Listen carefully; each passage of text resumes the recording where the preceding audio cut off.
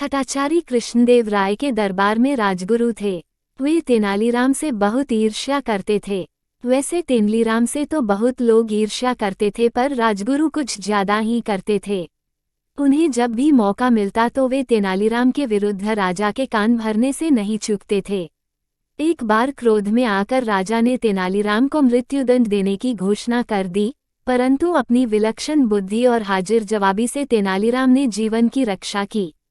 सुनिए कि तेनालीराम ने कैसे हमेशा के लिए अपने प्राणों की रक्षा की। एक बार तेनालीराम ने राजा द्वारा दी जाने वाली मृत्युदंड की धमकी को हमेशा के लिए समाप्त करने की योजना बनाई। वे ठठाचारी के पास गए और बोले, महाशय, एक सुंदर नर्तकी शहर में आई है। वह आपके समान किसी महान व्यक्ति से मिलना चाहती है। उसने आपकी काफी प्रशंसा भी सुन रखी है। आपको आज की रात उसके घर जाकर उससे अवश्य मिलना चाहिए, परंतु आपकी बदनामी न हो इसलिए उसने कहलवाया है कि आप उसके पास एक स्त्री के रूप में जाइएगा। ठठाचारी तेनालीराम की बातों से सहमत हो गए। इसके बाद तेनालीराम राजा के पास गए और वही सारी कहानी राजा को सुनाई। राजा की अनेक पत्नियां थीं तथा वे एक और नई पत्नी चाहते थे, अतः वे भी स्त्री के रूप में उस नर्तकी से मिलने के लिए तैयार हो गए। शाम होते ही तेनालीराम ने उस भवन की सारी बत्तियां बुझा दी जहां उसने राजगुरु और राजा को बुलाया था। स्त्री वेश में ठठाचारी पहले पहुंचे और अंधेरे कक्ष में जाकर बैठ गए। वहीं प्रतीक्षा करते हुए उन्हें पायल की झनकार सुनाई दी। उन्होंने देखा कि एक स्त्री ने कमरे में प्रवेश किया है, परंतु अंधेरे के कारण वह उसका चेहरा ठीक से नहीं देख पाए। वास्तव में राजगुरु जिसे स्त्री समझ रहे थे वह स्त्री नहीं बल्कि राजा ही थे और वार्तालाप शुरू होने की प्रतीक्षा कर रहे थे।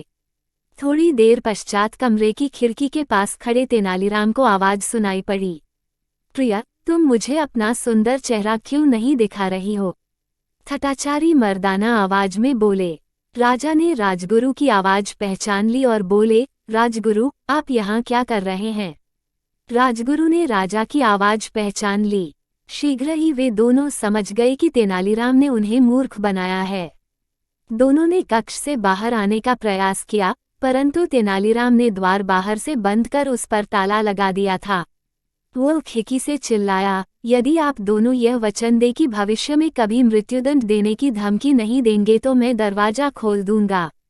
महाराज को तेनालीराम के इस दुस्साहस पर बहुत ही क्रोध आया, पर इस परिस्थिति में दोनों अंधकार में कक्ष में असहाय थे और तेनालीराम की इस हरकत का उसे मजा भी नहीं चखा सकते थे। ऊपर से दोनों को बदनामी का डर अलग था और दोनों के पास अब कोई रास्ता भी नहीं बचा था, इसलिए दोनों ने ही तेनालीराम की बात मान ली।